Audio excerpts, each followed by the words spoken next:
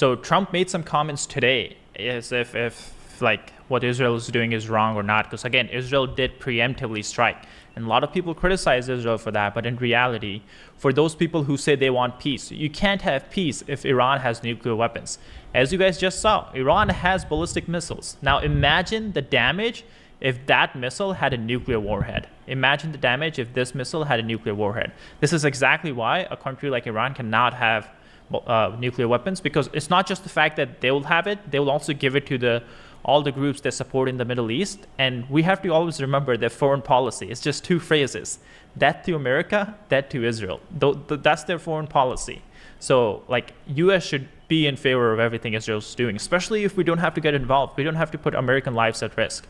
But for those people who say they want peace, you can't have peace if Iran has nuclear weapons. So all those wonderful people who don't want to do anything about Iran having nuclear weapons, that's not peace. Now, this was President Trump. So President Trump did an interview with New York Times today, and he was asked about Tucker Carlson's comment, which Tucker made just yesterday when the whole operation started.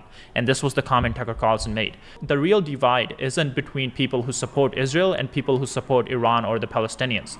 The real divide is between those who casually encourage violence and those who seek to prevent it, between warmongers and peacemakers. Who are warmongers? They would include anyone who's calling Donald Trump today to demand airstrikes and other direct military involvement in a war with Iran.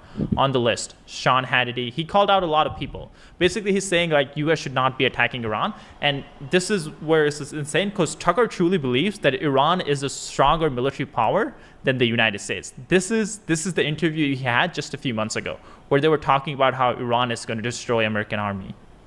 How is the U.S. military, do you think, having spent your life in it, leading troops in combat and at the Pentagon, positioned to respond to war with Iran right now? Are we in a strong position or not, in your view? No, I don't think we're in a strong position. I think we're probably at the weakest point in our recent history. I think you've got to look at the realities of new weapon systems, new capabilities. The United States Navy, if it's going to preserve its capability at sea, is probably going to be compelled to operate somewheres north and west of Sicily.